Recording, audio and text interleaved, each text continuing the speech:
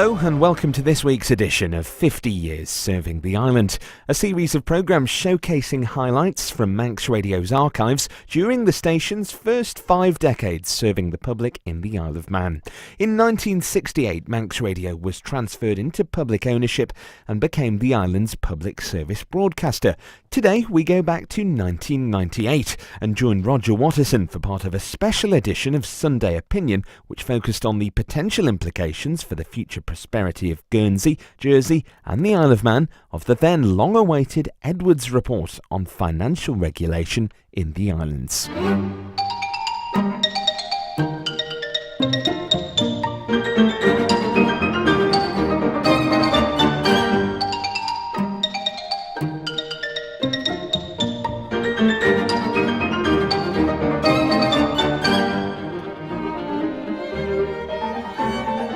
We'll be taking a close look at the Edwards Report, famous long before it was published last Thursday. It looks into the aspects of the finance industry in the Isle of Man and in the Channel Islands. And we'll be discussing the possible effects of it on the islands and whether its recommendations will be implemented. Recommendations such as the abandoning of the availability of non-resident companies, a service that brings in $6 million a year at present to the Manx Exchequer. With me in the studio in Douglas is the Chief Minister Donald Gelling. In the studio in Jersey, Treasury Minister Frank Walker, and in Guernsey, Chief Minister Laurie Morgan. Later in the programme, we shall hear from the Home Office Minister Lord Williams and Andrew Edwards. Chief Minister Donald Gelling, after hearing from all the prophets of doom and gloom for months now about this review, and the sabre rattling from sundry UK MPs, this report seems full of praise for the islands and the way they go about their business. Well, there's no way that we're going to sit back and say, well, that's the Edwards Report and that's the end of it. Certainly, I think many of the people who did come out with such comments were people that were ill-informed. And I think this report will go a long way to actually inform them and perhaps clear up a lot of the myths that they were probably following at that time. But also, of course, if they wish to continue with their own agenda, they will follow the little bits they'll pull out of the report and use it to their advantage. But certainly I think the report has been welcomed by the government as a general fair and balanced report. Well, when I read the headlines to some of the articles in the English newspapers on Friday last, articles written by journalists who were with me at the press conference on Thursday at the Home Office in London, I wondered whether I'd fallen asleep during the proceedings and missed something. Yes. Island tax havens face crackdown. Offshore tax havens buffeted by wind of regulatory change. Tax haven isles urged to fight financial crime. And this is a good one. Doors open to reveal secret world of Britain's offshore tax havens. And all these and more from the pages of the so-called quality press. Even the Financial Times managed a move to tighten tax haven rules. And they'd had 3 journalists at the conference. The articles themselves did not live up to the promise of the headlines, and all this shouting was brought about by the publication on Thursday of the long-awaited 500-page report of the review of the financial regulation on the Crown dependencies, that's Jersey, Guernsey and the Isle of Man, by Andrew Edwards. This saga started on the 20th of January this year, when a United Kingdom MP, Vernon Coker, asked the Secretary of State for the Home Department, Jack Straw, what plans he had for a review of the financial regulation on the Crown dependencies. An arranged question, as the Home Secretary replied immediately that he had that day invited the Home Office and the islands authorities to carry out such a review. The invitation hadn't reached any of the islands. The parliamentary questions and this press release that we're going to hear now that had accompanied it was the first that they had heard of it. A wide-ranging review of the financial legislation and regulatory systems in Jersey, Guernsey and the Isle of Man was announced by Home Secretary Jack Straw on the 20th of January 1998. The review, conducted by former senior Treasury official Andrew Edwards, was to assess the contribution made by the current laws and systems to the economic well-being of the islands themselves and of the United Kingdom. Mr. Edwards was to work alongside Home Office officials and the island authorities on the 6-month review. Its terms of reference were to review with the island authorities their laws, systems and practices for regulating banking, insurance and financial services business and collaborating with overseas regulators. deterring, investigating and punishing financial crime, including money laundering and fiscal offences, particularly cases with an international dimension, registering companies. Commenting on the announcement, the UK Home Secretary, Jack Straw, said it is in the island's best long-term economic interests to have a strong reputation for effective regulation. The government has been considering the best way forward for some time, and now that we have been able to secure Andrew Edwards' services, the review can go ahead. It is vital for the financial services industry in the United Kingdom, as well as that in the islands, that systems are seen to be effectively policed, since any regulatory deficiencies in the Crown dependencies could be seen, however inaccurately, as reflecting poorly on the standard of regulation in the UK itself. The way the review had been thrust upon the islands infuriated all three governments, and they made their views known to the United Kingdom government. Nevertheless, all three were willing to cooperate with it to allow such a review. Indeed, they welcomed it as a means of confirming to the outside world just how well run and how well regulated they were. The report was due out in June and then October, and finally it appeared last Thursday, the 19th of November. The first reaction from the Isle of Man came from the Chief Minister Donald Gelling, who's with us today, who commented that Mr. Edwards' report, commissioned by the Home Secretary, has provided a strong and independent confirmation that the Isle of Man is indeed in the top drawer of offshore finance centres. A Guernsey man at the Thursday press conference described the report as a wholesale vindication. Even so, the review makes many recommendations for change. Some are of a small and technical nature, and some would require a major shift in policy from the particular island. Here's Mike Percival with a short summary of the main conclusions. The report gives Mr. Edwards' own assessment. The key areas and the main conclusions on each of them are: the islands are clearly in the top division of offshore finance centres. Their finance centres have grown remarkably in recent years. Total assets and liabilities of island institutions and trusts are now some £300 to £350 billion. Business is truly international. In Jersey and Guernsey, GDP per head is above that of the UK. Their legal frameworks, judicial and prosecution systems, regulation and cooperation with other jurisdictions are remarkably good for such small communities, and conform in large measure to international standards. Conflicts of interest are generally well handled. Regulation of financial institutions is generally good. The regulatory boards should preferably not include politicians. The regulatory regimes for companies need to be strengthened in ways appropriate to the special character of the island company sectors, which consist predominantly of private asset holding companies. 90,000 companies are registered in the islands. Many more operate there while being registered elsewhere. The Isle of Man should consider vetting companies at registration and requiring confidential disclosure of true beneficial ownership where this differs from nominal ownership, as in Jersey and Guernsey. The locally incorporated non-resident company category should preferably be abolished.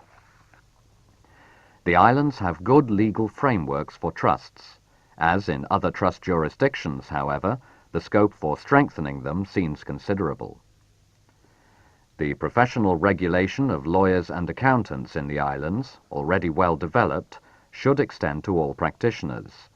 It should make it as difficult as possible for practitioners to engage in, facilitate, or acquiesce in disreputable activity of any kind, either by the firm itself or by its clients.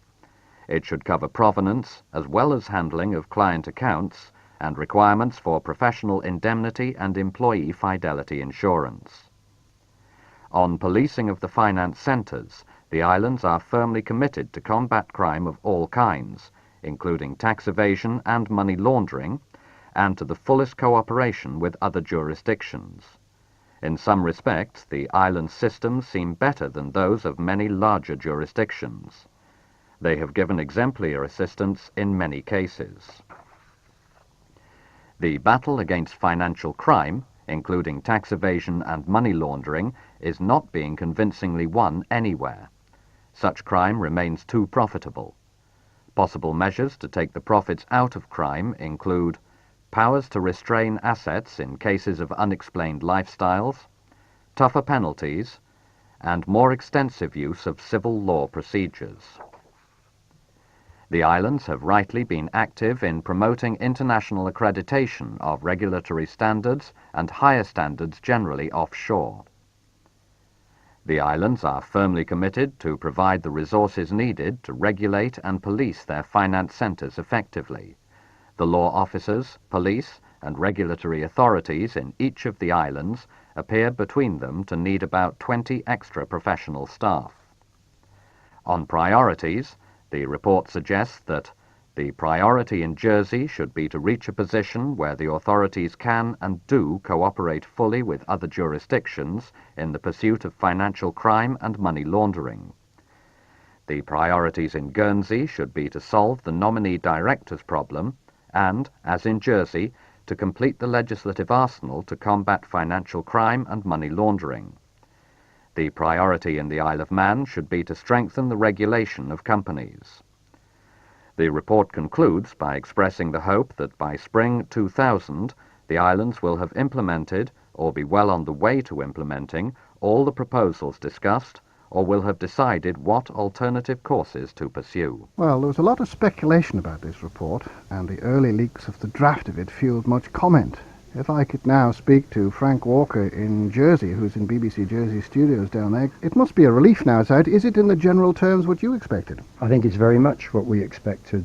I don't actually think it's a relief at all, because we were confident from day one that the quality of the regulatory framework, the quality of our industry, and I know the same applies in all three islands, we were confident that Mr. Edwards would discover that for himself and would write a report which endorsed that.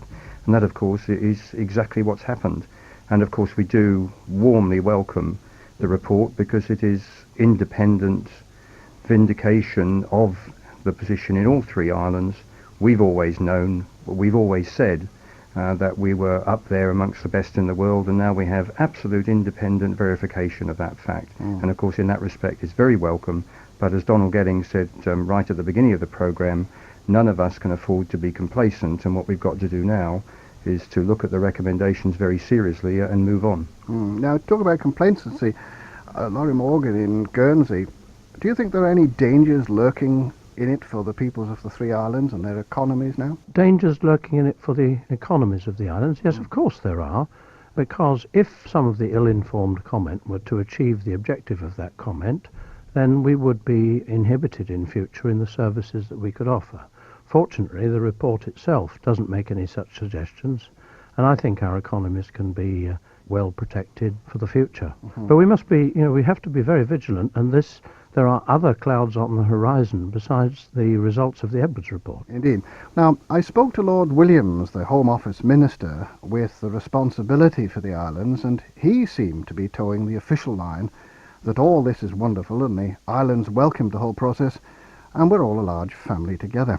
This is just a little of the conversation I had with Lord Williams to bring out some of the main points. What he was asked to do was to carry out a full review, and it's a very comprehensive document, which I'm glad to say has been welcomed by the Man authorities.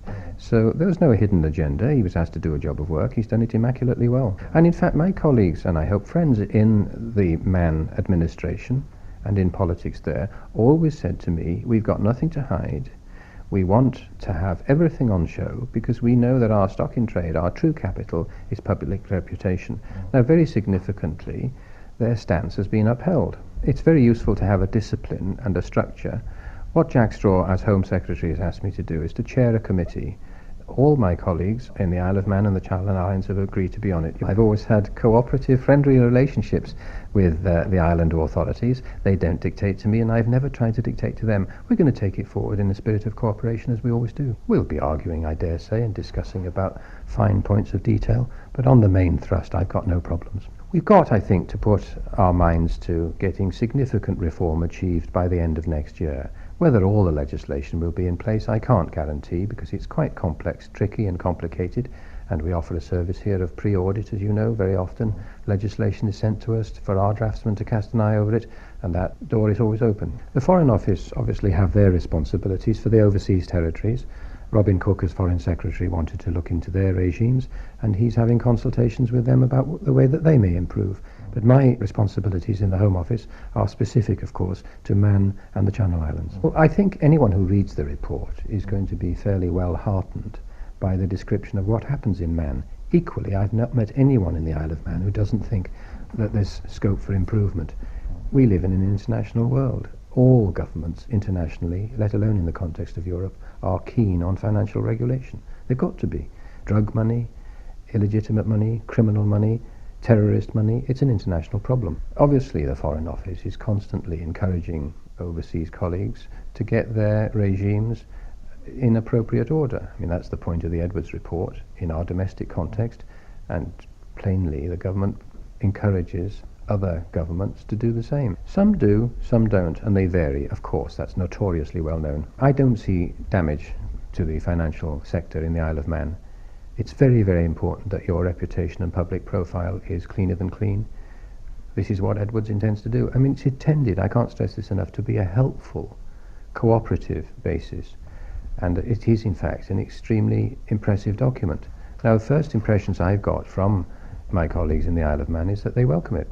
But the great British public, many of them have no idea of the way that we get on with the Isle of Man or the Channel Islands, and it's quite useful occasionally to let fact intrude. I think we need then to focus on some sort of timescale for particular reforms in particular circumstances, not forgetting that what is said about the Isle of Man is not exactly what was said about Jersey, and what was said about Jersey isn't the same as what was said about Guernsey. That's Lord Williams, the Home Office Minister.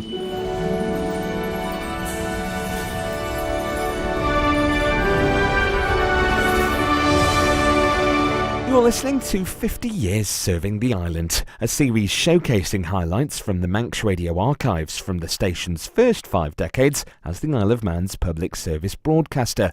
Today we go back to a special edition of Sunday Opinion from the late 90s, when there was much talk over just what the Edwards Report, a UK Home Office review of the laws, systems and practices of financial regulation in Guernsey, Jersey and the Isle of Man, could mean for the future prosperity of the islands. It's presented by Roger Watterson. Fred Kiswick is the Chief Secretary of the Isle of Man government, and it was he and John Cashin from the Treasury who had very often to deal with Andrew Edwards. Fred, did he appear to come with expectations of what to find and a brief as to what to do? Oh, he was certainly well briefed. He said he came with a clear mind and no preconceived ideas.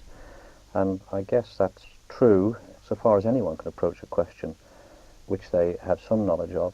I have no doubt that he came with some preconceived notions which derived from his background and history as a Treasury official. I would like to think that in the course of the exercise he was educated and learnt that some of it, the things which were perhaps ingrained in his mind from his Treasury experience, were not in fact justified. Yes, we are informed that he frequently found himself writing the rewrite to the rewrite to the rewrite. Yes, he had it's an enormous task within a relatively short compass to look at the 3 jurisdictions and come up with a definitive statement on such a wide range of issues. And he wasn't a regulator by background, so a lot of the material is not sort of second nature to him, it's not his first forte. So he did have great difficulties in producing an authoritative text straight off. He tackled the job manfully, but there were a lot of small errors and omissions or misstatements in his earlier versions. There's no malice in that, this was him struggling to come to terms with a difficult subject. So we had to offer him a lot of suggestions and corrections, which he was man enough to accept where he felt they were justified. So he was fair and open-minded. Do you think when he finished his task he found us to be in a far better state than he anticipated? I doubt if he would admit it, but I think the answer to that is probably yes. And do you think the report fairly reflects the input that you and your colleagues made? Yes, absolutely. We made an awful lot of representations, and it wasn't just us. It wasn't just government officers. There was input from the private sector here on the island, and obviously input from the Channel Islands as well. I mean, each of the 3 islands had their own agendas to pursue their own specific interests. But there were a lot of issues which we shared, and a lot of the issues we were endeavouring to put almost a combined pressure on him, if you like. He didn't take on board everything we would have liked, but he certainly took on board a great many of our suggestions and thoughts. And I think the overall conclusion is that he was fair and responded properly. Well, Andrew Edwards himself, 57, was formerly a director and deputy director of the Treasury and chairman of the Whitehall Principal Finance Officers Committee. He's worked on areas of Treasury business, including European Union, local government and NHS finances, fiscal and monetary policy, financial forecasting, and the balance of payments, as well as public expenditure management. And he left the Treasury in 1995. He acted as professional advisor to the Greenbury Committee in 1995 and led a review of the operations of the British Museum in 1996. I spoke to him earlier this week in general terms. To start off with, I asked about some of his recommendations and also whether the islands turned out to be what he expected. I didn't come with any preconceptions, so it's hard to compare what I found with what I expected. I found people, without exception, extremely cooperative, and that applies both to officials and ministers working for the government in the island and also to the private sector people whom I met. Obviously, a great deal of the report discusses the big challenges which the islands face, as we all do in all finance centres. There are a lot of problems, and if we pretend that everything is for the best in this best of all possible worlds, then clearly we're deceiving ourselves. Nevertheless, the first and most lasting impression that I've come away with is that the Isle of Man and the other islands have done a remarkable job, not just in building up their finance centres in terms of the amount of business they have, but also in the legal frameworks, the judicial frameworks, the regulation and the policing of their centres. I think the main areas are companies and the associated service providers, the company formation agents, company administrators, company managers, and so on. I think that is the area which most urgently needs attention in the Isle of Man.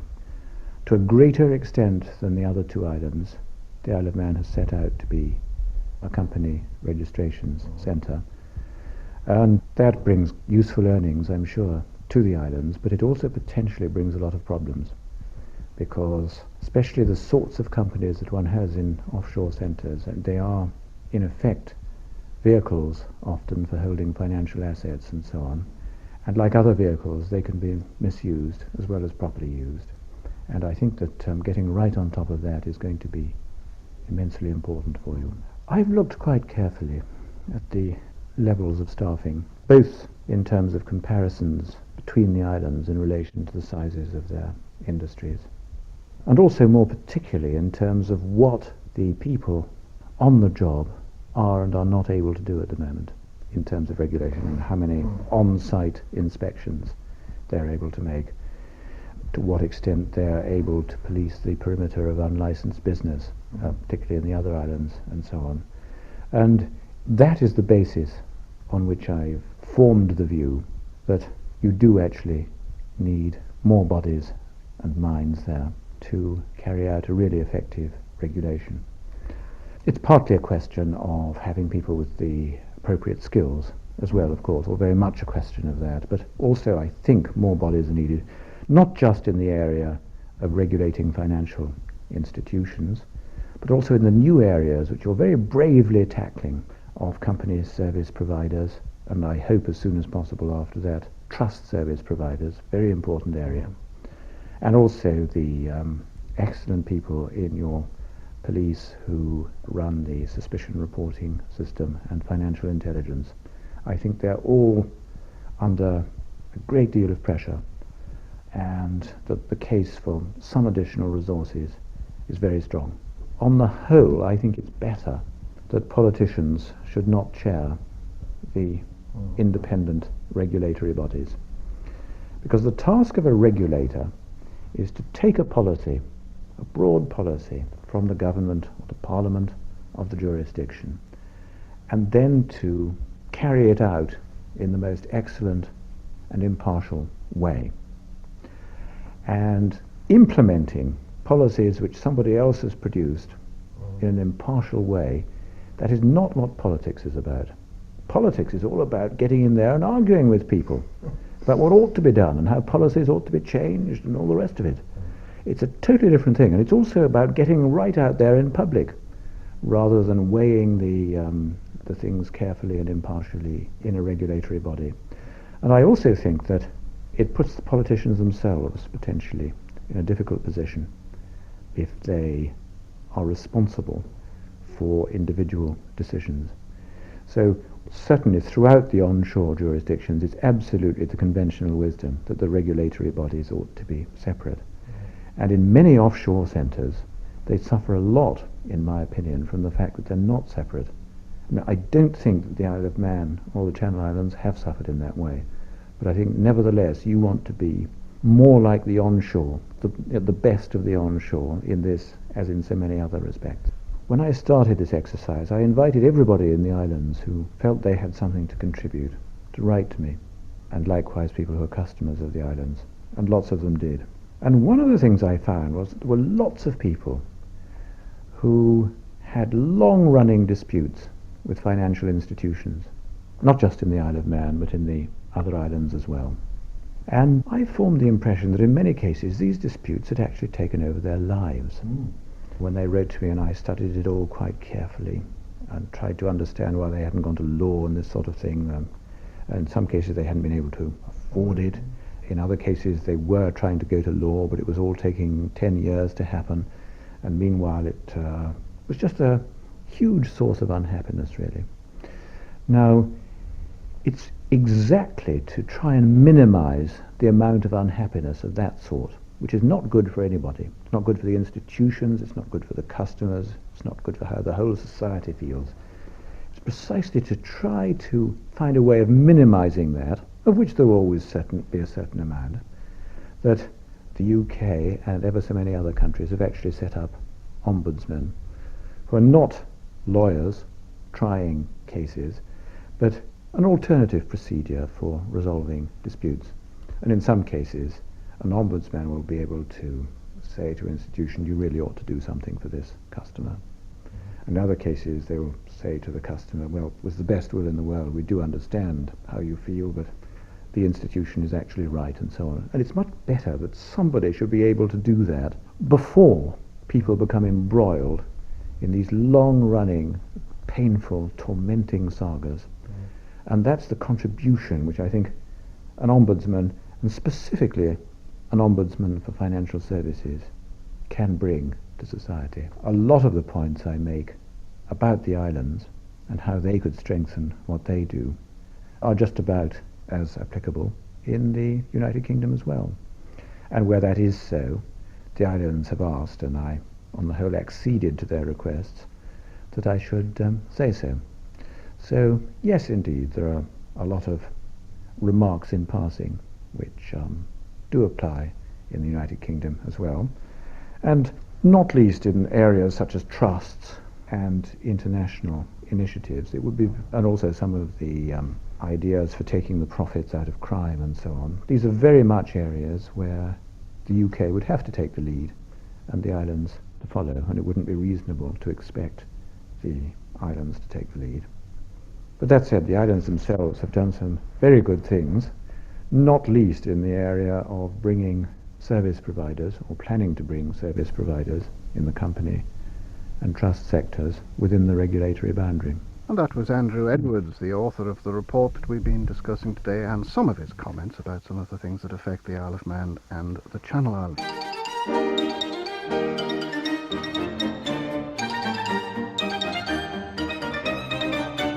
Roger Watterson there with a special edition of Sunday Opinion from 1998, focusing on the potential implications of the Edwards Report on financial regulations in Guernsey, Jersey and the Isle of Man.